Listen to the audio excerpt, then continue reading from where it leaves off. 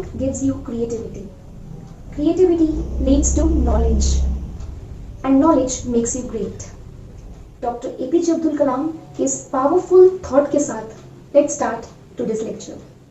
Hello friends, here Kanika. I welcome you all to my YouTube channel Dream Physics. देखिए, जब भी ये हमारा ह्यूमन नेचर है कि जब भी हमारे आसपास बहुत सारी चीजें होती हैं, नेचुरल फिनोमिनाज होते हैं, नेचर की बहुत सारी चीजें होती हैं, तो हमारे माइंड में बहुत सारे क्वेश्चंस उनको लेकर उठते हैं. जैसे कि फॉर एग्जांपल अगर मैं कुछ एग्जांपल्स दूं आपको, जैसे कि अगर मैं एक गर्म चाय का कप यहाँ रख दूं, तो हम ये ऑब्जर्व करते हैं कि वो कुछ देर के बाद वो ठंडा हो जाता है. इसके पीछे साइंस का कौन सा लॉ है? ये ठंडा क्यों हुआ? अब पड़ा पड़ा ये गर्म और गर्म क्यों नहीं हुआ, ठंडा ही क्यों हुआ? ऐसे क्वेश्चंस उठते हैं. और सुनिए, जैसे मेरे हाथ में कोई चीज है, हम सबको पता है ये, अगर मैं ये चीज ऐसे छोड़ती हूँ तो वो ना ही तो ऊपर जाती है ना ही तो हवा में रहती है, वो नीचे अर्थ की तरफ अट्रैक्ट होती है. इसका मतलब कोई भी चीज अगर मैं छोड़ूंगी तो वो अर्थ की तरफ अट्रैक्ट होगी. तो ऐसा क्यों होता है कि कोई भी चीज अगर हम छोड़ते हैं तो वो नीचे की तरफ जाती है, ऊपर क्यों नहीं जाती है, हवा में क्यों नहीं रहती है? अगर वो अब इसको साइंटिस्ट ने ऐसे एक्सप्लेन करने की कोशिश की कि अर्थ फोर्स ऑफ अट्रैक्शन लगाता है क्योंकि उसके अंदर मास है. सन के अंदर भी तो बहुत सारा मास है, सन तो अर्थ से भी भारी है. तो ये चीज सन से क्यों अट्रैक्ट नहीं हुई, जाकर अर्थ से ही क्यों अट्रैक्ट हुई? इस तरह से एक क्वेश्चन ने दूसरा क्वेश्चन राइज किया. इसी तरह से मैंने अपने हैंड्स को रब किया. हम जब अपने हैंड्स को रब कर रहे हैं, हमारे हाथ गर्म हो गए. इट इज नेचुरली गर्म हुए. क्यों हुए? इसका आंसर हमारे दिमाग में इसका क्वेश्चन आता है. हम रोज सुबह उठते हैं तो सनराइज होना, शाम को सनसेट होना, रेनबोज का बनना, ये सब चीजें नेचुरल फिनोमिना जो हैं, इनको देखकर जो हमारे मन में क्वेश्चन आता है कि why it is happening, how it is happening, तो साइंस का वो ब्रांच जो हाउ एंड व्हाई, कि ये चीज हो रही है तो ये चीज कैसे हो रही है और ये चीज क्यों हो रही है, उसका आंसर देती है वो साइंस की ब्रांच है फिजिक्स. तो अगर मुझे फिजिक्स को एक्सप्लेन करना हो, मुझसे कोई पूछे कि व्हाट इज फिजिक्स, तो सिंपली फिजिक्स क्या है? नेचर में होने वाली चीजों को एक्सप्लेन करने वाली साइंस फिजिक्स है. Means physics is simply study, it is simply the study of nature and its phenomena. It is simply the study of nature and its phenomena. तो मतलब फिजिक्स का मेन एम क्या होता है? अगर हम शॉर्ट में कहें तो फिजिक्स का मेन एम क्या है? फिजिक्स एक ऐसी साइंस है जो कि ये एक्सप्लेन करती है कि ये यूनिवर्स इतना बैलेंस्ड वे में कैसे बिहेव कर रहा है. ये जो सब चीजें बैलेंस्ड हैं वो क्यों है, इनका रीजन हमें ये ब्रांच प्रोवाइड करती है. अगर मैं इसको और सिंपल में कहूं कि फिजिक्स क्या? Physics simply it is the knowledge about nature. तो फिजिक्स को हम क्या कह सकते हैं? It is simply the knowledge about nature. एक ग्रीक वर्ड है जिसका मीनिंग होता है नेचर, उसी से ही ये डिराइव हुआ है, knowledge about nature. So clear? Physics क्या है? एक ऐसी ब्रांच जो कि नेचर और उसमें होने वाली चीजों को एक्सप्लेन करती है अपने लॉज लगाकर. अब दूसरी बात, फिर अब हम इसको देखते हैं तो हमारे मन में ये क्वेश्चन उठता है कि हम इसको क्यों पढ़ें, इसकी क्या इंपॉर्टेंस है हमारी लाइफ में. तो इंपॉर्टेंस की अगर बात की जाए, हम सुबह उठते हैं, सुबह उठते सारी अलार्म क्लॉक से हमारा उठना, लैपटॉप्स पे कंप्यूटर्स पे हमारा काम करना, मोबाइल ऑन कर कर हमारा वेदर फोरकास्टिंग पढ़ना, हमारा communication system as a told, transport करना, एक जगह से दूसरी जगह हम इजीली चले जाते हैं, ट्रांसपोर्टेशन. अब आप मेरी आवाज सुन पा रहे हैं, बटन ऑन करना, लाइट का जलना, बटन ऑन करना, फैन का जलना, ये सब चीजें क्या है? ये सब चीजों के पीछे फिजिक्स के लॉज ही दौड़ रहे हैं. इन सब चीजों के पीछे ये ब्रांच काम करती है साइंस की. तो 11th क्लास का फर्स्ट चैप्टर जो कि हमें ये बताता है कि जो कि हमें एक आईना दिखाता है कि दिस इज फिजिक्स, ये इसका स्कोप है, ये इसकी इंपॉर्टेंस है, इसलिए हमने इसको पढ़ना है। वो चैप्टर का नाम है physical world.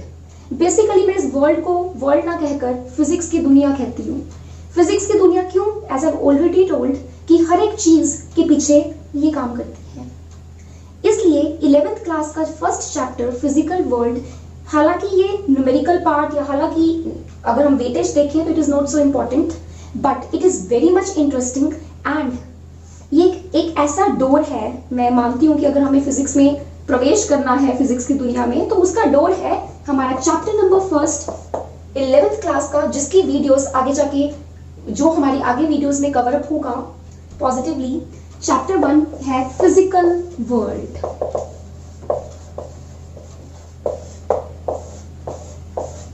As I already told, इस चैप्टर में हम क्या पढ़ेंगे कि फिजिक्स की इंपॉर्टेंस क्या है, इंपॉर्टेंट है, ये कैसे हमारे चारों तरफ फैली हुई है, उसका एक आईना, उसकी एक इमेज ये चैप्टर में देखने को हमें मिलेगी। As I have already told you, we are going to start with the chapter physical world. देखिए, हमने ये पढ़ा कि अभी मैंने आपको ये बताया कि हर एक चीज के पीछे जो काम कर रही है साइंस की ब्रांच, वो फिजिक्स है। अब फिजिक्स के क्या प्रिंसिपल्स हैं, फिजिक्स के क्या पिलर्स हैं जिन पे वो खड़ी है, जो क्या बेसिस बनाते हैं फिजिक्स का। तो 2 थ्रस्ट प्रिंसिपल्स हैं हमारे फिजिक्स के। वो 2 प्रिंसिपल्स क्या हैं? यूनिफिकेशन एंड सेकेंड प्रिंसिपल है हमारा रिडक्शनिज्म। इसको अब मैं एक्सप्लेन करती हूँ। तो एक प्रिंसिपल है हमारा यूनिफिकेशन। क्या मतलब होता है यूनिफिकेशन का? और सेकेंड हमारा है reductionism. So what is unification and what is reductionism? This is what we need to understand here. Unification क्या है? इसका नाम ही बता रहा है। Unification का मतलब होता है यूनाइट करना। Unification का मतलब होता है इंटीग्रेट करना, जोड़ना, एक करना। Unification क्या, इसके क्या जरूरत है इसकी? जैसे इसका यूनिफिकेशन का मतलब है कि हम ये चाहते हैं इसमें कि हमने ये वाली चीज ऑब्जर्व की, ये वाला फिनोमिना हुआ, चलो ठीक है, ऑब्जर्व करा, ये वाला फिनोमिना हुआ, ऑब्जर्व किया, ये वाला फिनोमिना ऑब्जर्व किया, 3 फिनोमिनाज हुए, अलग अलग है बिल्कुल। हमारी कोशिश ये रहती है कि एक ऐसे लॉज बनाए जाएं फिजिक्स में जो लॉ इस पर भी एप्लीकेबल हो जाए, जो इस पर भी एप्लीकेबल हो जाए और जो इस पर भी एप्लीकेबल हो जाए। मतलब हम क्या करना चाहते हैं, कम से कम लॉज, एक ऐसे बेसिक लॉज देना चाहते हैं फिजिक्स में जिससे जो हमारे ज्यादा से ज्यादा प्रोसेसेस या फिनोमिना को एक्सप्लेन करने के लिए काम में आ जाए। तो यूनिफिकेशन क्या है? एक ऐसा चीज जिसमें हम कम से कम लॉज बनाते हैं so that most of the processes can be explained on the basis of these laws, basic laws. अब यूनिफिकेशन का एग्जांपल न्यूटन के ग्रेविटेशन लॉज देखिए। आप 2 एग्जांपल कंसीडर कीजिए। एक बॉल है, उसका अर्थ की तरफ अट्रैक्ट होना। हमने ये एक ऑब्जर्वेशन मारी कि बॉल है वो अर्थ की तरफ अट्रैक्ट हुई, ओके, देख लिया हमने। सेकेंड चीज हमने क्या देखी है? हमने देखा कि ये सन है, ये अर्थ है। अर्थ जो है वो सन के चारों ओर चक्कर लगा रही है, अर्थ सन को छोड़कर नहीं जा रही, मतलब उनके बीच में भी अट्रैक्शन है, ओके, इनके बीच में भी अट्रैक्शन है। तीसरी चीज, हमने सैटेलाइट्स को भेजा अर्थ के अराउंड, सैटेलाइट भी अर्थ के अराउंड चक्कर लगा रहा है, उनके बीच में भी अट्रैक्शन है। गेटिंग? इसका मतलब ये कहां छोटे से बॉल और अर्थ की अट्रैक्शन, ये कहां बड़े बड़े प्लैनेट्स के बीच में अट्रैक्शन, सन और अर्थ के बीच में अट्रैक्शन। कितनी अलग अलग चीजें हैं, एक छोटे से बॉल का गिरना और सन और अर्थ का अट्रैक्ट होना। पर इन सभी पे कौन से लॉज लग रहे हैं? न्यूटन के ग्रेविटेशन लॉज। इस चीज को भी हम ये एक्सप्लेन करके कहते हैं कि न्यूटन का ग्रेविटेशन लॉ कहता है कि if the 2 bodies have mass they would attract each other, so hence the ball is attracted towards earth. Sun and earth are attracting, earth is attracted towards sun because both have mass, so the earth experiences the gravitation force, and with the sun and satellites the same process. So इसका मतलब हमने Newton के वो laws of gravitation कितनी अलग अलग चीजों पर अप्लाई किए। इसको कहते हैं यूनिफिकेशन, कि कुछ लॉज बना दिए, वो लॉज हम हर फिनोमिना पर, ज्यादा से ज्यादा फिनोमिना पर इस्तेमाल कर सकें। तो ये एक बहुत ही ज्यादा इंपॉर्टेंट प्रिंसिपल है, और अगर ये प्रिंसिपल ना हो तो हर इस पर अलग लॉ लगेगा, अलग फॉर्मूला, इस पर अलग लॉ लगेगा, अलग फॉर्मूला, अलग डेरिवेशंस, इस पर अलग, तो ये बहुत कॉम्प्लिकेटेड हो जाएगा। इसलिए सिंप्लिसिटी के लिए this principle plays a very important role. Now let's move on to the next point, that is reductionism. Reductionism क्या कहता है? देखिए, आपने एक प्रोसेस को पढ़ना है, उसको स्टडी करना है, पर वो प्रोसेस बहुत कॉम्प्लेक्स है। कैसा प्रोसेस है? We are talking of a complex process. तो उस कॉम्प्लेक्स प्रोसेस को पढ़ने के लिए हम क्या करते हैं? हम उस कॉम्प्लेक्स प्रोसेस को टुकड़ों में तोड़ देते हैं। मतलब एक प्रोसेस था, मैंने उसको पार्ट्स में डिवाइड कर दिया, अब मैं इन पार्ट्स को इंडिविजुअली स्टडी करूंगी। फर्स्ट पार्ट को स्टडी करा, सेकंड को, थर्ड को, इस तरह से उसके हर एक पार्ट को स्टडी करके फिर मैं ओवरऑल वो प्रोसेस को स्टडी कर पाऊंगी। इसको कहते हैं रिडक्शनिज्म। एग्जांपल से बहुत अच्छे से क्लियर हो जाएगा। जैसे कोल को बर्न किया और उससे हमने इलेक्ट्रिसिटी बनाई, ये कॉम्प्लेक्स प्रोसेस है। अब इस प्रोसेस को एक्सप्लेन करने के लिए हमने क्या किया? हमने क्या करा, इसको ना पार्ट्स में डिवाइड कर दिया। सबसे पहला पार्ट हमने लिया कोयले को जलाना, ये सबसे पहला प्रोसेस हो गया, उसका छोटा प्रोसेस। इस कोयले से इलेक्ट्रिसिटी बनाने के प्रोसेस में एक छोटा प्रोसेस हमने ले लिया। पहला स्टेप कोयले को जलाना। कोयले को जलाया, क्या हुआ? हीट एनर्जी, हीट प्रोड्यूस हुई, and heat is a form of energy, मतलब हीट एनर्जी प्रोड्यूस हुई। फिर सेकेंड स्टेप, उस हीट एनर्जी को पानी पे दिया।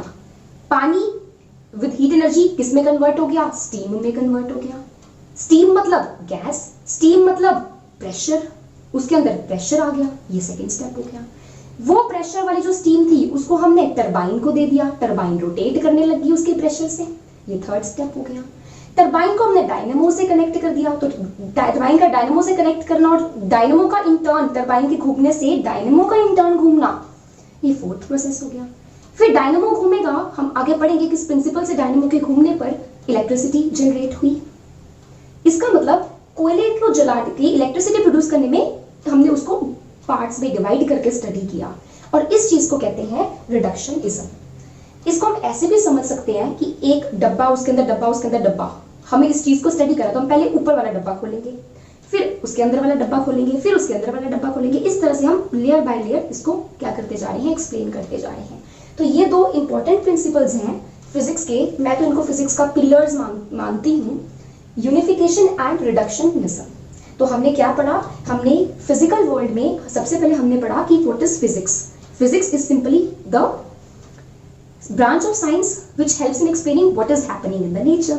सेकंड हमने पढ़ा कि फिजिक्स के दो प्रिंसिपल्स कौन से हैं, यूनिफिकेशन एंड रिडक्शनिज्म।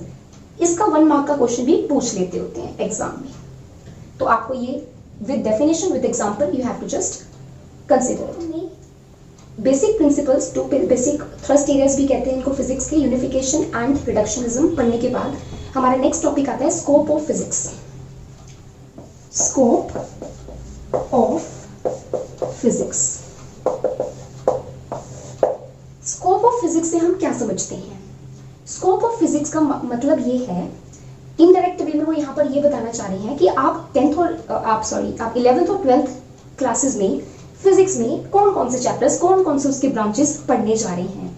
तो हमें पता होना चाहिए कि फिजिक्स की 2 मेन इंपॉर्टेंट कैटेगरीज या 2 मेन इंपॉर्टेंट ब्रांचेस होती हैं। कौन कौन सी?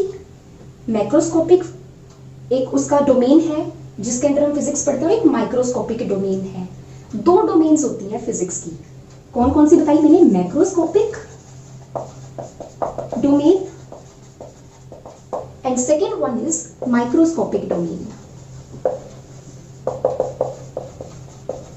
हम सभी को पता है कि मैक्रोस्कोपिक, मैक्रो का क्या मतलब होता है? वो पार्टिकल्स जो बड़े होते हैं साइज में, वो ऑब्जेक्ट्स जो बड़े होते हैं जिनको हम अपनी आंखों से देख सकते हैं, जैसे कि ये कैमरा, ये फैन, ये ट्यूबलाइट, ये बुक्स, ये पेन, बोर्ड, ये सारे मैक्रोस्कोपिक ऑब्जेक्ट्स हैं। इनके लिए एक अलग साइंस होती है और इनके लिए एक अलग साइंस होती है। ऐसा भी क्यों होता है ये हम कंसीडर करेंगे कि इसके लॉज इस पे क्यों नहीं लगते, इसके लॉज इस पे क्यों नहीं लगते, we should discuss it. Microscopic domain, microscopic मतलब माइक्रो पार्टिकल्स, माइक्रो मतलब हम एलिमेंट्री पार्टिकल्स की बात कर रहे हैं, हम एटम्स की बात कर रहे हैं, हम मॉलिक्यूल्स की बात कर रहे हैं, इलेक्ट्रॉन्स की, प्रोटॉन्स की, क्वार्क्स की, इनकी बात होती है माइक्रोस्कोपिक डोमेन में, अलग फिजिक्स होती है। ओके, अब मैक्रोस्कोपिक डोमेन वाली फिजिक्स को कहा जाता है क्लासिकल फिजिक्स। क्यों? क्योंकि ये थोड़ी पुरानी है, इसलिए इसको क्लासिकल नाम दे दिया गया। ये है हमारे पास क्लासिकल फिजिक्स। क्लासिकल फिजिक्स ये अप टू 1900 डेवलप हो गई थी। और माइक्रोस्कोपिक डोमेन में जो फिजिक्स काम करती है उसको हम कहते हैं क्वांटम फिजिक्स। कई लोगों को इससे बहुत डर लगता है, शुरू में ही डरने लग जाते हैं इस नाम से, बट बहुत इंटरेस्टिंग है ये क्वांटम फिजिक्स। इसमें हम डिटेल में लेक्चर्स लेंगे। क्वांटम फिजिक्स मॉडर्न फिजिक्स इसके अंडर आती है। अब और ये हमारी आफ्टर 1900 डेवलप होनी शुरू हुई थी। ये थोड़ी नई मानी जाती है, ये थोड़ी पुरानी है, इसलिए इसको क्लासिकल फिजिक्स भी कहते हैं। अब इस मैक्रोस्कोपिक डोमेन की क्लासिकल फिजिक्स के अंदर हम क्या क्या सब्जेक्ट्स फिजिक्स के पढ़ने वाले हैं। हम इसमें 4 चीजें पढ़ेंगे 11th एंड 12th क्लास में। वो 4 चीजें कौन कौन सी हैं? एक हम पढ़ेंगे इसमें मैकेनिक्स, सेकेंड ब्रांच हम पढ़ेंगे thermodynamics, third optics, and last but not least, very interesting, electricity and magnetism.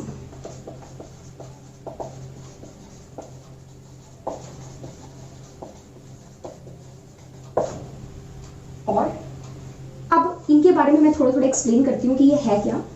ये और ये हम 11th क्लास में पढ़ते हैं और ये टॉपिक्स हमारे 12th में आते होते हैं। बेसिकली पूरी फिजिक्स जो है वो इन पे ही रिवॉल्व करती है, इसके अलावा फिजिक्स में कुछ नहीं है। बट इनके अंदर आप कितना जा रहे हो, आप इनको डिटेल में कितना पढ़ रहे हो, वो आप ग्रेजुएशन पोस्ट ग्रेजुएशन में अगर आप फिजिक्स लेते हो तो आप वहां पे डिटेल में पढ़ते हो। बट इसके अलावा आप कहीं कुछ नहीं पढ़ने वाले। यही पूरी फिजिक्स है, पूरी दुनिया की फिजिक्स इसमें ही है। तो मैकेनिक्स क्या होता है? अब हमने ये ऑब्जेक्ट देखा, ये ऑब्जेक्ट रेस्ट पे है, मोशन में है। उस चीज को एक्सप्लेन करने वाली साइंस की ब्रांच को कहते हैं, फिजिक्स की ब्रांच को कहते हैं मैकेनिक्स। कि इसका बिहेवियर क्या है, रेस्ट पे है, मोशन में है तो कितनी वेलोसिटी है तो एक्सेलरेशन, उसका कॉज क्या है, ये सब हमारा मैकेनिक्स में आ जाता है। ठीक है, मैकेनिक्स जो हम कारों को देखते हैं रोड पर चलते हुए, ये सब मैकेनिक्स में सारी 3 होती हैं कैटेगरीज। एक है स्टैटिक्स, एक है हमारे पास डायनेमिक्स, एक है काइनेमेटिक्स। स्टैटिक्स मतलब स्टैटिक हमारा उन ऑब्जेक्ट्स की स्टडी करता है जो रेस्ट पर होती है। Static means rest, we all know that. तो स्टैटिक उन ऑब्जेक्ट्स की स्टडी करता है जो रेस्ट पर होती है। डायनेमिक्स और काइनेमेटिक्स उन ऑब्जेक्ट्स की स्टडी करता है जो मोशन में होती हैं। बट इनमें डिफरेंस क्या है? जो काइनेमेटिक्स है वो ये ऑब्जर्व करेगा कि जैसे ये मूव कर रहा है, तो काइनेमेटिक्स के अंदर हम ये स्टडी करते हैं कि ये मूव कर रहा है, इसकी वेलोसिटी क्या है, इसकी वेलोसिटी में चेंज आ रहा है, मतलब इसके अंदर एक्सेलरेशन है। ठीक है, हमने ये नहीं सोचा काइनेमेटिक्स में कि ये चल रहा है तो इसका जो इसमें वेलोसिटी में चेंज है उसका रीजन क्या है। हम रीजन पे नहीं जाते, हम सिर्फ ये सोचते हैं कि ये चल रहा है तो बताओ इस वेलोसिटी से चल रहा है, इतना हमने इसके ऊपर एक्सेलरेट किया इसको, तो इस टाइम पर ये कहाँ होगा, इसको इतना डिस्टेंस ट्रैवल करना है तो कितना टाइम लगेगा, ये इतने टाइम पर इसने कितना डिस्टेंस ट्रैवल, ये सब चीजें हम काइनेमेटिक्स में करते हैं। पर डायनेमिक्स में ये चल रहा है तो ये क्यों चल रहा है, ये चल रहा है तो इसकी हमने वेलोसिटी चेंज हुई तो इसकी वेलोसिटी क्यों चेंज हो रही है, उसका रीजन कि why its velocity is changing, it is accelerating why, it is decelerating why. तो वो जो रीजन है वो हम पढ़ते हैं डायनेमिक्स के अंदर। ओके, सो इस तरह से मैकेनिक्स भी हम थोड़ा पढ़ेंगे इसको 11th में, और ये बहुत इंटरेस्टिंग एक सब्जेक्ट है फिजिक्स का, थर्मोडायनेमिक्स। थर्मोडायनेमिक्स क्या है? थर्मो का मतलब होता है heat, heat is a form of energy, remember that. Dynamics का मतलब होता है मोशन। अभी मैंने बताया ना मोशन में चीज, डायनेमिक्स का मतलब है मोशन।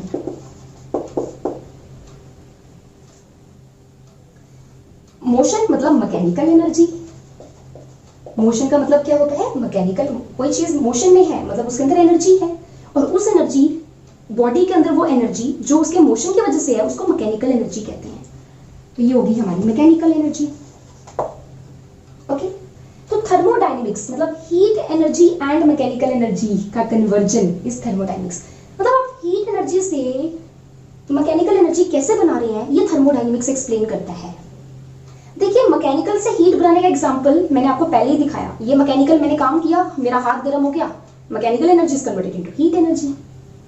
पर हीट एनर्जी से मैकेनिकल एनर्जी बनाना ये अलग प्रोसेस होता है और इस ब्रांच को हम कहते हैं थर्मोडायनेमिक्स। थर्मोडायनेमिक्स में हम पढ़ेंगे कि हीट क्या होती है, एनर्जी क्या होती है, वर्क क्या होता है, प्रेशर, टेम्परेचर, ये सब quantities we shall gonna study here. And उसके बाद अगर हम देखें तो इसमें हम और हीट इंजन पढ़ेंगे, इसके लॉस पढ़ेंगे। ऑप्टिक्स, ऑप्टिक्स का मतलब एक ऐसी ब्रांच जो कि उन फिनोमिनास को स्टडी करवाती है, उन फिनोमिनास के साथ रिलेट करती है जो कि लाइट से रिलेटेड है। एक बड़ा इंटरेस्टिंग का कंसेप्ट बताती हूँ। लाइट के ऊपर बहुत काम किया गया। पहले कहा गया कि लाइट जो है वो कैसे बिहेव करती है, उसको अगर हम उसके बिहेवियर के पास जाएं तो लाइट कैसे बिहेव करती है, वो तीरों की तरह बिहेव करती है, स्ट्रेट लाइन में मूव करिए, पार्टिकल के बिहेवियर की तरह बिहेव करिए कि यहाँ पर लाइट ऐसे आई, यहाँ टकरा गई और यहाँ हमें दिख गया ये चीज। पर फिर ये सवाल इस थ्योरी को, पार्टिकल थ्योरी को गलत माना गया। क्यों? लाइट पार्टिकल की तरह बिहेव नहीं कर सकती, तीरों की तरह नहीं बिहेव कर सकती। क्यों?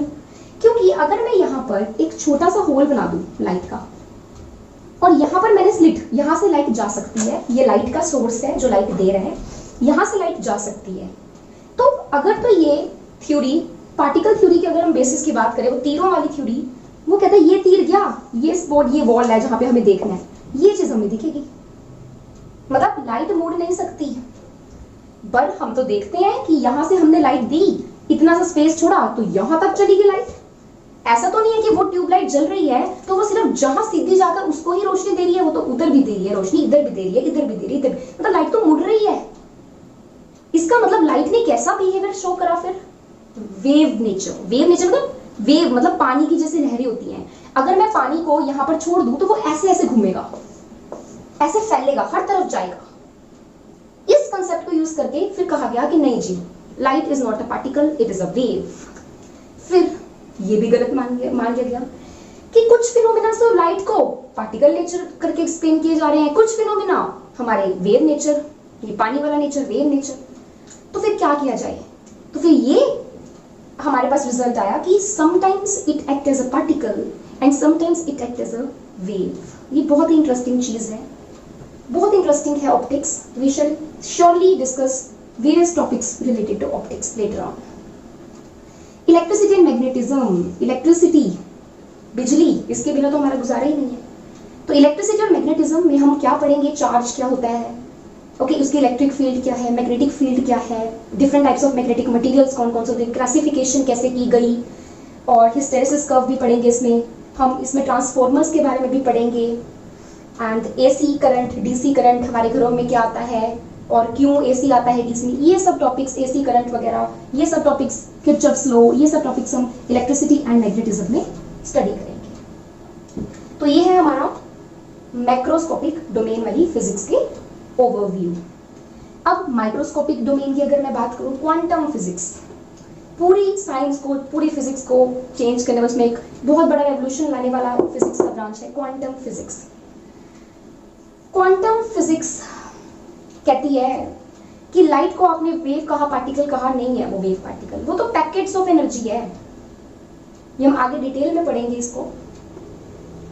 अब ये चीज जो है ये बहुत ज्यादा वाइड है, quantum physics is very wide. इसको समझ पाना थोड़ा सा बच्चों के लिए मुश्किल हो जाता है, बट जितना वाइड व्यू रखेंगे समझने का, क्योंकि इसमें इमेजिनेशन कम होती है, उतना ही हमारे लिए इजी होगा।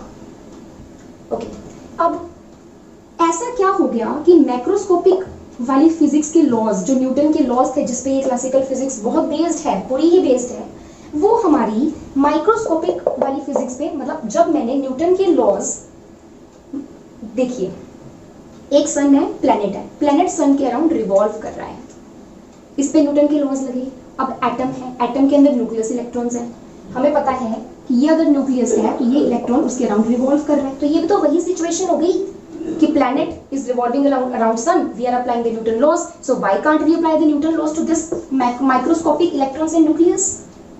पर जब इस पर अप्लाई किए गए तो हमें रिजल्ट्स ही नहीं मिले, इसका मतलब ये लॉज, न्यूटन के लॉज माइक्रोस्कोपिक पार्टिकल्स के लिए वैलिड नहीं है। इसलिए नई ब्रांच की शुरुआत की गई, क्वांटम फिजिक्स। और हाँ जी, और इनमें क्या मेन डिफरेंस है एक बताती हूँ छोटा सा। मैक्रोस्कोपिक फिजिक्स क्या कह रहा है कि अगर ये मेरा मार्कर है, इस टाइम पर इस मार्कर की ये एनर्जी है और ये पोजीशन है, या ये मार्कर मूव कर रहा है तो हमें दिख रहा है कि इस टाइम पर हम इसकी एनर्जी भी बता सकते हैं, हम इसकी पोजीशन भी बता रहे हैं कि इस, या जैसे कार हमारी चल रही है तो इस स्पीड से चल रही है और इस पोजीशन पर है, हमने बता दिया, very easy. But microscopic particles के लिए ये चीज ट्रू नहीं है। मतलब माइक्रोस्कोपिक पार्टिकल्स में अगर एक इलेक्ट्रॉन मूव कर रहा है और मुझे ये पता है कि उसकी पोजीशन क्या है, ये रहा इलेक्ट्रॉन, तो मैं ये नहीं कह सकती एग्जैक्टली कि उसकी एनर्जी क्या होगी। दूसरी बात, अगर मुझे पता है ये इलेक्ट्रॉन इस एनर्जी से मूव कर रहा है तो मैं ये नहीं कह सकती कि उसकी पोजीशन क्या है, क्योंकि अगर एनर्जी पता है तो पोजीशन नहीं पता, अगर पोजीशन पता है तो एनर्जी हम वेल डिफाइंड नहीं बता सकते। तो ये इनके बीच का मेन डिफरेंस हो जाता है। तो ये था स्कोप ऑफ फिजिक्स कि हम कौन कौन सी फिजिक्स के अंडर वाली ब्रांचेस को हम 11th-12th में कवर अप करेंगे और उनका एक थोड़ा थोड़ा ओवरव्यू। अब हमारे पास नेक्स्ट आता है कि how other sciences are related to physics, कि बाकी सारे साइंसेस फिजिक्स के साथ कैसे रिलेटेड हैं, इनके बीच में क्या रिलेशन है, क्या फिजिक्स उनमें भी यूज होता है, ये अब हम देखते हैं। How other sciences are related to physics. सबसे पहले बात की जाए बायोलॉजी की, क्या बायोलॉजी में फिजिक्स यूज होता है, ये अब हम देखते हैं। बायोलॉजी में हमें जब भी माइक्रो ऑर्गेनिजम्स पढ़ते हैं हमें क्या चाहिए होता है, हमें चाहिए होता है माइक्रोस्कोप। बिल्कुल बेसिक सी चीज है जो हमें बायोलॉजी में चाहिए होती है। और माइक्रोस्कोप क्या है, ये किसके अंदर आता है, फिजिक्स के अंदर। माइक्रोस्कोप में लेंसेज वगैरह यूज होते हैं, that is physics, optics. Microscope हमें चाहिए होता है, माइक्रोस्कोप मतलब लेंसेज मतलब फिजिक्स। और अगर हमें और कोई छोटी चीज देखनी है तो हमें इलेक्ट्रॉन माइक्रोस्कोप चाहिए, वो भी फिजिक्स के अंदर आता है। दूसरा, अगर मैं मेडिकल साइंस की बात करूं,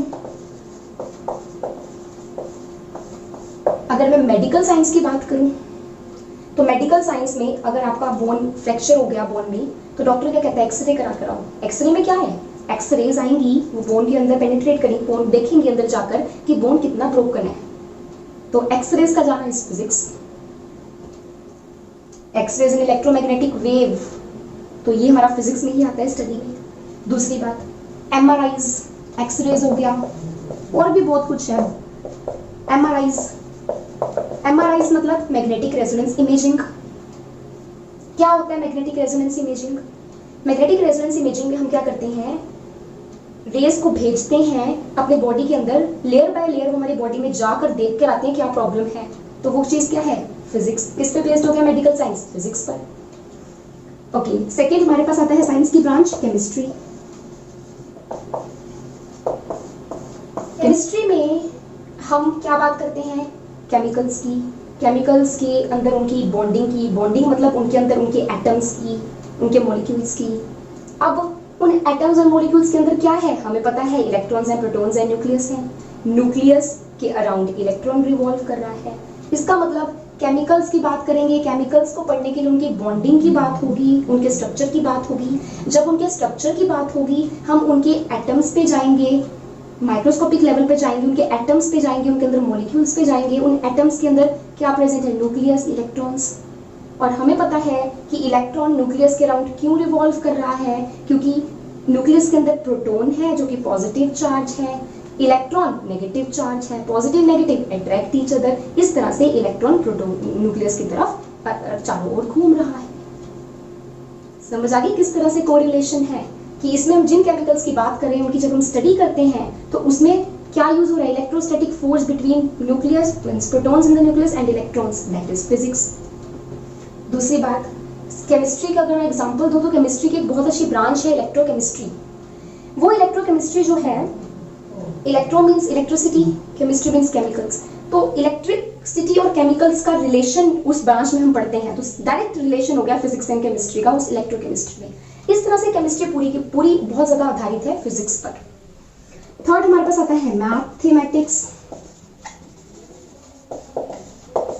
देखिए मैथमेटिक्स की इंटीग्रेशन, डिफरेंशिएशन, बहुत सारे टूल्स हम फिजिक्स में यूज करते हैं। अब फिजिक्स में मैथ्स का क्या रोल है, देखिए जब भी हमने कोई चीज पढ़ी फिजिक्स में तो उसकी डेरिवेशन चाहिए, उसका रिटन प्रूफ चाहिए। हम लोग रिटन प्रूफ मांगते हैं, जब तक रिटन प्रूफ नहीं है तो आप फिलोसोफर हो, आपने कुछ एक्सप्लेन ही नहीं करा। तो उस रिटन प्रूफ के लिए हमें मैथमेटिक्स के टूल्स का यूज करना पड़ता है। जैसे मैंने ये बोला कि दो मासेस हैं, उनके बीच में अट्रैक्शन होती है जिसको ग्रेविटेशन फोर्स ऑफ अट्रैक्शन कहते हैं। अब मैं आपको ये कहूँ कि चलो आपने ये फिलोसफी तो अपनी दे दी कि चलो अट्रैक्शन होती है इसलिए ये अट्रैक्ट करते हैं, इसलिए ये नीचे गिरेगा तो अर्थ की तरफ अट्रैक्ट होगा।